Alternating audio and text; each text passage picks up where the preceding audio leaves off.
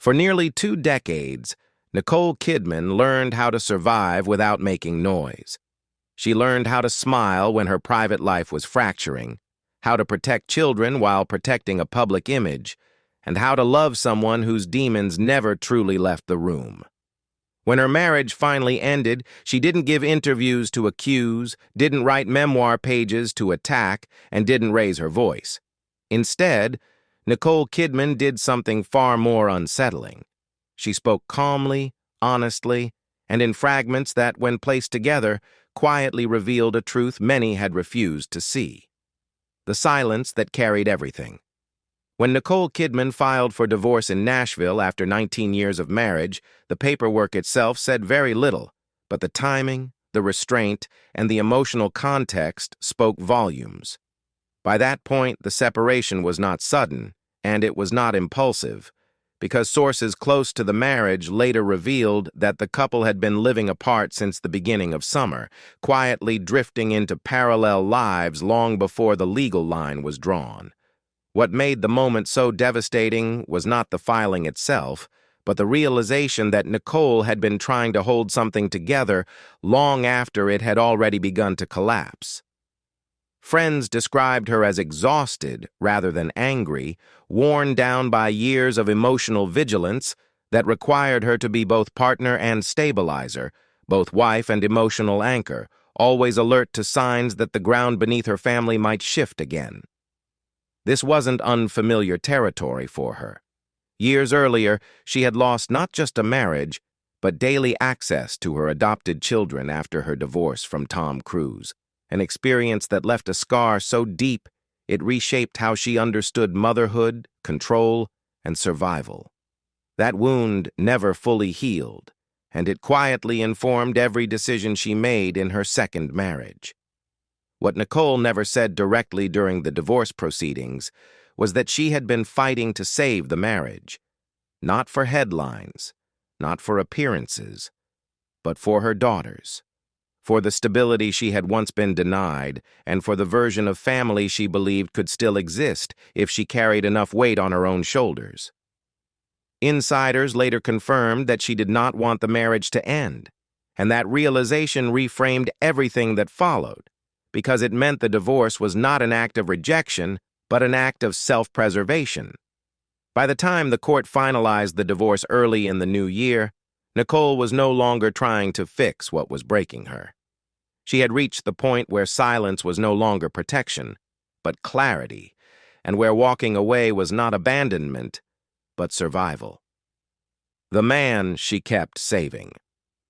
Long before the public ever questioned what went wrong, Nicole Kidman had already learned what it meant to live inside a marriage that required constant alertness, because from the earliest months of their union, she understood that loving Keith Urban also meant managing the instability that followed him everywhere, even during moments that were supposed to feel safe. Just months after their wedding, when most couples are still learning how to share space, Keith entered rehab, and while the world framed it as a crisis he survived, Nicole experienced it as a pattern that would quietly define their relationship for years to come. She did not leave then, and that decision mattered, because from that moment forward she stepped into a role that went far beyond partnership. She became the steady presence who organized life around sobriety, who built routines meant to reduce chaos, who absorbed anxiety so her children wouldn't have to, and who learned to read emotional shifts the way others read weather. Keith would later publicly credit her with saving his life, and while that statement was meant as gratitude, it also revealed an imbalance that slowly grew heavier over time.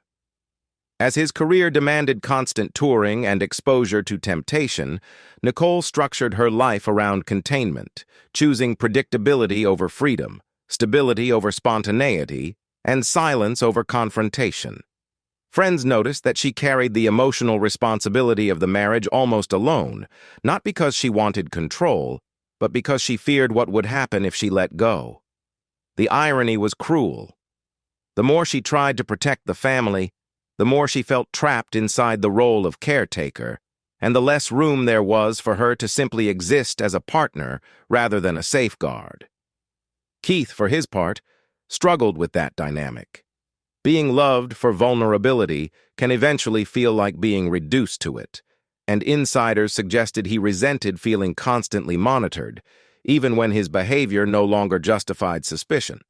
Over time, gratitude turned into tension, and dependence turned into quiet resistance, creating a marriage built on survival rather than balance. By the time cracks became visible, Nicole wasn't reacting to a single betrayal, but to years of emotional labor that had slowly eroded the space where intimacy should have lived. When love turned into performance. As the years passed, what kept Nicole Kidman and Keith Urban together was no longer momentum, but maintenance, because by the time they reached the middle of their marriage, love had quietly shifted into something that required rehearsal, timing, and constant awareness of who was watching. Publicly, they were held up as proof that devotion could survive addiction, distance, and fame, yet privately, the pressure to uphold that image became another weight Nicole carried without complaint. Red carpet appearances grew more deliberate, not because affection was false, but because it was fragile, and fragility does not survive scrutiny unless it is carefully protected. Nicole learned how to present calm even when the ground beneath her felt unstable, how to smile through questions that landed too close to the truth, and how to speak about marriage as work without revealing how much of that work she was doing alone. Every gesture became symbolic, every appearance an unspoken reassurance to the world that the story was still intact. Behind closed doors, the realities were far quieter and far more damaging. Keith's touring schedule kept him moving constantly, while Nicole's work often pulled her across continents. And although they promised never to spend too much time apart, life repeatedly ignored those promises. Distance became routine, and with it came emotional drift that no amount of public affection could fully disguise. Nicole, deeply shaped by her earlier loss of daily motherhood, clung to structure for their daughters, building stability with discipline and presence, while Keith leaned toward flexibility and escape, wanting home to feel lighter than the world he faced on stage. Those differences did not erupt into dramatic confrontations. Instead, they settled into the kind of quiet friction that wears people down slowly. Friends noticed that Nicole seemed increasingly tired, not of love, but of the effort required to preserve it, while Keith appeared restless inside a marriage that no longer allowed him to feel unburdened. Love was still there, but it had become something they displayed rather than something they rested inside, and that distinction mattered more than anyone realized at the time. What the public mistook for strength was, in reality, endurance, and endurance, unlike love, has a breaking point. The moment. The story broke apart. By the time the final summer of their marriage arrived, the distance between Nicole Kidman and Keith Urban was no longer emotional alone, but physical, logistical, and quietly acknowledged by the people closest to them. They were no longer arguing about how to fix things, because arguments imply hope, and what replaced them was something colder and more final. Acceptance that the life they were presenting no longer matched the life they were living. Sources later confirmed that they had been living apart since the beginning of the summer, a detail that reframed the divorce not as a sudden implosion, but as the last step in a separation that had already taken place in silence.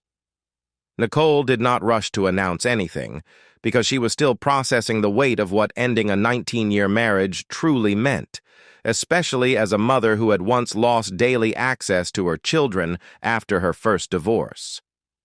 Every decision now carried history, and every choice was filtered through the fear of repeating that trauma. Friends described her as deeply hurt, not only by the collapse itself, but by the realization that the future she had been protecting for so long no longer existed in the way she believed it did. There was also a growing sense of betrayal, not necessarily tied to a single act, but to the accumulation of emotional absences, unspoken resentments, and moments where she felt she had been carrying the marriage alone. When the separation became public in September, Nicole chose restraint instead of reaction. She did not counter rumors, did not correct narratives, and did not engage with speculation, even as whispers circulated about Keith's closeness to someone else. That silence was intentional. For Nicole, public confrontation would have turned a private wound into spectacle, and she had spent too many years shielding her family to suddenly abandon that instinct. Instead, she allowed the truth to exist without explanation, trusting that time would expose what words could not. What made this period especially painful was the contrast between her private reality and Keith's public response. While Nicole retreated inward, focusing on her children and emotional stability, Keith poured himself into performance, turning concerts into spaces of confession, anger, and release. To observers, it looked like grief unfolding in real time, but to Nicole, it confirmed something she had already understood, that they were processing the end in entirely different languages, and that those differences were no longer reconcilable. By the time she filed for divorce, the decision was no longer about saving a marriage, but about refusing to disappear inside one. How she exposed him without saying his name. Nicole Kidman never sat down to explain what Keith Urban did or didn't do, and that absence of accusation is precisely where the truth began to surface. Because instead of narrating events, she spoke about consequences, about what it feels like to live through something that slowly dismantles you, and about the kind of strength that only comes after repeated survival. In interviews given after the separation but before the divorce was finalized, her words were measured, almost gentle. Yet they carried the weight of lived experience, not theory, and listeners began to realize she wasn't speaking in generalities at all. When she said that pain cannot be numbed, that it has to be felt fully even when it feels insurmountable, she wasn't offering philosophy for strangers, she was describing a pattern she knew intimately, one in which avoidance only delays the reckoning. When she spoke about feeling broken and still moving forward slowly, she was quietly acknowledging the emotional cost of holding together a life that depended on her steadiness, year after year, without ever naming the source of that strain. In those moments, the story inverted itself, because the public began to understand that the marriage hadn't ended, because love failed, but because endurance had finally reached its limit. What struck many listeners was her refusal to position herself as a victim or a hero. She didn't claim moral superiority, nor did she minimize her pain, and that balance revealed more than any accusation could. She spoke instead about aging, about the accumulation of experience, about recognizing familiar emotional terrain and knowing that survival is possible because it has been before. Implicit in that was an admission that she had walked this path more than once, and that she was choosing not to repeat the same mistakes again. Her most revealing words came when she spoke about purpose, about being a protector and guide for her children, and about creating a safe place for them to grow up regardless of circumstance. Without saying Keith's name, she made it clear that safety, consistency, and emotional presence were non-negotiable values, and that any relationship threatening those foundations could not continue. The exposure was quiet, but unmistakable. She wasn't explaining why she left him. She was explaining why she could no longer stay. After everything, who she became. When the divorce was finalized in Nashville early in the new year, there was no dramatic statement and no victory lap, because for Nicole Kidman, the end of the marriage did not feel like an ending at all, but like the closing of a door she had been holding open far longer than anyone realized. With the legal chapter complete, she shifted fully into a life defined by clarity rather than endurance, returning to Nashville with her daughters and settling into a routine that sources described as calm, grounded, and almost deliberately ordinary, a sharp contrast to the emotional turbulence that had defined the final years of her marriage. What followed was not retreat, but recalibration. Nicole focused on time with Sunday and faith, building days around presence rather than crisis management, and reclaiming a sense of control that had nothing to do with image and everything to do with emotional safety.